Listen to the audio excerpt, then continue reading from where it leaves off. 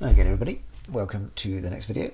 So hopefully you've got your piece looking like this now. So this is where we left the last video with the helicopter flying through and the lens flary bits from the two navigation lights on the helicopter, and everything else should be the way it was before, so the buildings are still floating in the air and that sort of thing. So what we're now going to do is we're going to start to add some textures now to really sort of turn this from being just a collage of assembled pieces into something that looks kind of cool. Okay, so the first thing we're going to do is going to add some depth to this image by adding some sort of misty effects and things like this. This is a classic sort of cinematic technique. You'll see this in all sorts of things, from sci-fi things like Blade Runner, 2049 for example, all the way through to like Game of Thrones and all the rest of it. You just sort of create depth by minimizing the details in the scene, by adding sort of mist and allowing the stuff that's in the distance to sort of fade away into nothingness. And that's what we're going to try and do here. So the first thing we're going to do is we're going to go up to Layer, New and Solid. Okay, now then you can choose any color you like for this. I'm going to choose a color which is similar to the front of these buildings. I think this sort of grey color. But I don't want it to be exactly the same as that, so I might just make it a bit sort of in that line but slightly darker, that sort of thing. Okay, so there's my sort of slightly off grey with a hint of kind of yellowiness to it. Okay, and this layer is something that we're going to use to start to create misty type kind of depth effects. So the first thing we're going to do is we're going to right click on it and rename it Mist Layer. And the first thing we're going to do is drag that down so that it's behind the buildings but in front of the background. Okay, so there's our grey. And the first thing we're going to do then is we're going to take our pen tool and we're going to use the pen tool to create a mask on this grey layer. So make sure the mist layer is highlighted. I'm going to click across like so to there. What I like to do with stuff like this is just to make sure it's not too straight, even though it doesn't really make much of a difference. So I'm just going to pull that and bend it slightly, just so it's just slightly bent.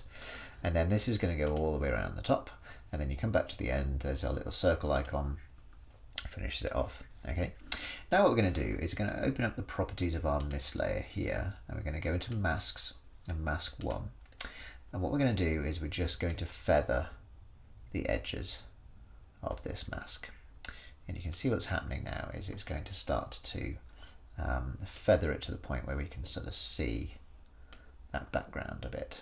Okay, so the next thing I might do, because that's what that's done, is it's feathered it from the top as well, is I might be tempted to alter so it's softer at the top and what have you. So I might be tempted to just move these lines of the mask a bit further away, so keep that mist sort of a bit further behind. But then I also might drop the opacity down a little bit, so the whole thing, maybe drop it down to sort of 90%, something like that. That's fine, because what we're going to be doing is duplicating this mist layer at different points anyway, so that's going to get darker. So I might even take that down a little bit further now, just to begin with, because that's all going to get kind of darkened off anyway, or become more and more opaque, should I say, as we add more mist layers. So there's our first mist layer. We can close up those properties now. By clicking away, we can start to see, or immediately, there's some sort of depth effects taking place, isn't there? That these foreground objects look sort of like they're closer now than these bits that are further away. Okay, and so all I'm going to do now, just to sort of start to create this depth, is I'm going to go to my mist layer, I'm going to go to Command D, and I'm going to drag that second mist layer up in front of building 2 side. So now that layer is going in front of there. Now these layers might be a bit heavy, so I'm going to open up the properties for this one, transform, and I'm just going to take down the opacity of this whole mask down to maybe sort of 35, something like that, just so again it gives a hint of this sort of mist in front of these buildings. Okay. Then this one, mist layer 2, I'm going to duplicate that again, so Command D on my keyboard, and I'm going to drag that up in front of possibly I'll try putting it in front of, behind the helicopter, but in front of building 2. So there we go. Yeah, that's starting to work, isn't it? And then I can duplicate mist 3 again, drag that in front of building 1, like so. That's better. And then I might even, just to be on the safe side, I'm just going to put another one in front of building 4 as well. Okay, so now we've got 5 different mist layers creating different kind of depth and texture effects all the way through. So if we render that, immediately it's starting to give the scene a bit more presence. You know, it's starting to kind of make it a bit more kind of depthy and a bit more kind of cinematic, and it's immediately putting more emphasis onto the helicopter, because that's the moving object and everything else is starting to sort of slowly fade away. So we can play with our settings now. We can alter the opacity if we want that background to come out a bit more, if we want it to disappear a bit more, or whatever. But the next thing we're going to do, just to start to give this a bit more kind of, so it's not just a block color, is we're now going to add some moving texture effects. So if you go into where you've got your downloads, okay, in the tracking project assets, I've included a Video Copilot atmosphere effect. So Video Copilot is an online After Effects tutorial website that's also it sells a lot of sort of stuff for After Effects, like plugins and textures and so on, and they also do loads of tutorials. It's a great place to go and learn more about After Effects. And this texture effect really is just a transparent background, an alpha channel background with some smoke on it. Okay, and what we're going to use this for is just to sort of add a bit of movement to this mist. So the first thing I'm going to do is I'm going to drag my Video Copilot texture down in front of my background mist layer, like so. Okay. Now, I mean, I can choose to do this in different ways. I can scale it up to match the full screen. In this first instance, I might not do that, because I've possibly got buildings that I can hide the edges of the image behind. You can see the edge of the image there. You can see how it's not the full size of the image so far, the full screen. If I scale it up, you can see what's happening is I'm going to scale it up to match the full thing. In fact, I might just do the whole thing. Yeah, it might be easier just to do the whole thing. Okay, so as you can see then, what's going to happen is as we play this through, now, can you see there's a sort of smoky effect going on? There's this sort of smoke coming out from underneath. Yeah. So we can change that and kind of do different things with it. So obviously that's behind these buildings at the moment. So I've sort of put that texture off in the distance. So I might end up scaling it back. I'm not sure, we'll see, because it is quite large. But I might leave it at that for now. So I'm going to just right click and rename that dust texture. Just to make sure that we know layer, just so that we know like that's what these are. Okay, so the thing about the dust layers, then you can do all sorts of things with them. You know, you just like any other clip, you can do a curves adjustment, so you can adjust the color and things like that. So what I'm going to do is I'm going to start off with this clip, and I'm going to change, because it's quite white and I don't necessarily want it to be too white. So the first thing I'm going to do is I'm going to go into the transfer mode for this dust layer, and I'm going to go to pin light. And what pin light does is it gives it a sort of it focuses very specifically on kind of the contrasty points within the clip. So immediately, as you can see, it's taken some of the sting out of those whites. We could try a hard light, I suppose, just to see whether that might work. See, that all that's done is it's actually made the highlights harder. So we probably want the soft light might work, but the problem with soft light is we'll probably lose it. Yeah, you can't really see it now behind the clip. So I'm going to go with pin light, because that's going to give us some nice contrasty kind of looking elements. And then the next thing I can do is I can go and apply, if I go into effects and add a curves effect, remember that's in color correction and curves. And what I might do is, now that I've added my pin light, because that's still quite white, I might go into blue first of all, just to change the color tone to match the mist a bit more. So I'm going to take some of the blue out to make it slightly more yellowy looking, you know, and then this background has got a bit more magenta in as well, isn't it? If I take the red and just push the red up slightly, there we go. Now when I go back into RGB, I might drag this down the base like so, and we'll see what that looks like now. So now we've got texture effect, which kind of slightly more corresponds with the color textures that we've got so far. Again, we're going to be layering this up, so don't worry too much if you can't see it a great deal at this point. Okay, so we'll just play that through and just see how that's starting to look. Now a lot of these things are just judged by eye, you know, so yeah, we've got a bit of smoke going underneath there, that's fine.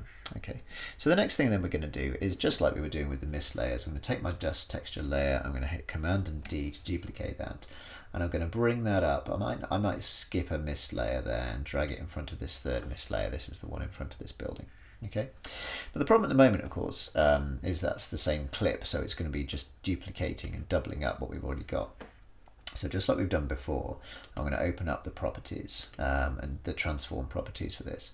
I'm going to turn off the constraint proportions, and I'm going to go into this first value and hit a minus. What that's going to do is just going to swap that over onto the other side. Okay, and then I can constrain proportions again. But what will happen, of course, is if we do that, then as we're playing it through, you'll see that it's kind of mirrored a little bit. I mean, you can't notice it too much because one's behind the building and the other one isn't, you know. But it's still going to be the case that these two clips are going to be a bit symmetrical, and that might look a bit peculiar. Let's just see if we do get that kind of effect. Not as much as I was worried about, actually, you know, but because the buildings are kind of obscuring it. But the easy thing to do really is we've got two dust texture layers. So all we need to do is we just need to have one starting sooner than the other. So here's our dust texture layer, and I can just drag that back like that, and now they're starting at different points, so they shouldn't look too symmetrical. Okay, nice and easily done. There we go. Now, I mean, you can play around with the color of these different dust effects to create more depth if you want to. You know, you can also do things like you could cut parts of the background and add another mist layer if you wanted to add, you know, yet more depth and that sort of thing. You know, I'm kind of looking at this background and thinking it looks a little bit flat, to be honest. That might be because I've got the color of my solid a bit wrong. I perhaps matched the color of the solid to these buildings a bit too much. So you might want to perhaps play around with the different color of your mist layers. So I might go into my background mist layer, for example. Everybody, sorry about that. I just had to dash off quickly. Right, yeah, so where were we? We're going to change the color of our solid, weren't we? So yeah, where did I get to? So here's our mist layer. So this is our background mist layer. So the way to change the color of a solid, if you've chosen the color already, you click on your layer, and then you can just go into layer and solid settings at the top here. And then I can open up my color bar and then just pull this to the side like so. So you can see there's a difference there. And I might now just close that off. And then I can do the same thing for my other mist layers if I want to. So let's just try that solid settings and see what that looks like. I might try that slightly different. So you can make these look all a bit different if you want to. Mist layer, solid settings. Yeah, I think possibly the way I've chosen the color to match the buildings probably was a mistake. Yeah, so this is useful. It's good to know, isn't it? Right then. So yeah, I think something a little bit more bluey could just make these buildings stand out a bit more. There we go. Well, I do the top one. Yeah, I might do the top one as well. Why not? As I'm here, just working on it. There we go. Excellent. Yeah, I think that's changed it slightly. It's just made it look a little bit more separated out. It was getting a bit muddy. I wasn't liking the look of it. Okay, so that's our sort of clip from this point. So what we can do is we've now got two dust texture layers. So I might just put another one in front. So I'm going to go to my dust texture layer here, and then I'm just going to duplicate that and bring that up to possibly behind the front mist layer. So that's now coming in front of this building like so, and obviously that's not looking amazing because it's sort of just completely in the way. So I might put it behind building 4 actually, just to sort of, let's just play that through and see. Yeah, so that's not really doing much for us because it's not moving. So what I might do is I might then this final dust texture layer, I might drag that down behind building 4 like so. That's still in front of that one, and then I'm going to open up the properties, and in scale I'm going to flip that. You could always flip it to the top as well. I mean, we could see what that looks like. So by going onto this one, so minus, and going onto that one, we can flip it up to the top, and then we could do this one as well. So minus, we can flip it into this corner to see what's happening. So now that should have taken that and moved it over here, but it's still not looking quite right, is it? So the final thing that I might do then is undo that one there, like so, and then constrain proportions. And this dust texture layer I might start sooner. Oops, no, I've done the wrong one there, haven't I? It was that one that I wanted to delete, not that one. So I'm going to go with that one and minus there. There we go. So it's in this corner behind the first building. There we go. And then if it's still not working for me, which we can have a look at, maybe. I mean, I think, as I say, these things are always best judged by eye. My computer's going a bit slow because obviously it's doing a screen recording at the same time as trying to render this. Sorry, buddy, might be a second. There we go. Maybe, I mean, what I might do is I might scale it up in a minute, and then I might track it to match the movement of this building so that the texture actually moves. In fact, let's try that now. Let's do that now. So I'm going to bring that scale up. So I've got my constraint proportions button on, so making sure that it's nice and large, so I can see the size of my thing there. And then as this building moves, what I'm going to want to do is bring this position up, like so. And I'm going to want to bring this to the side. And then all I need to do, actually that actually needs to go there. So at the beginning of the clip, if I pull this back to the beginning of the clip, that needs to be all the way over like so. And then if I parent this to the building 4 null object like we did earlier, as the building 4 moves, this texture track will also move as well. So it'll make the whole thing look a bit more, should make it look a little bit more kind of polished and finished, hopefully, because actually that dust, which is meant to be in the foreground, is going to be moving with our building. So I might have overdone the scaling there. Yeah, because it's kind of looking now behind the, there we go. So as this moves, yeah, we don't get enough of the clip. So that's all right. So all I need to do now then is just drag the start position to the left there. Get that in. That's it, that'll do. That'll do. Let's just take that end position back. Oops.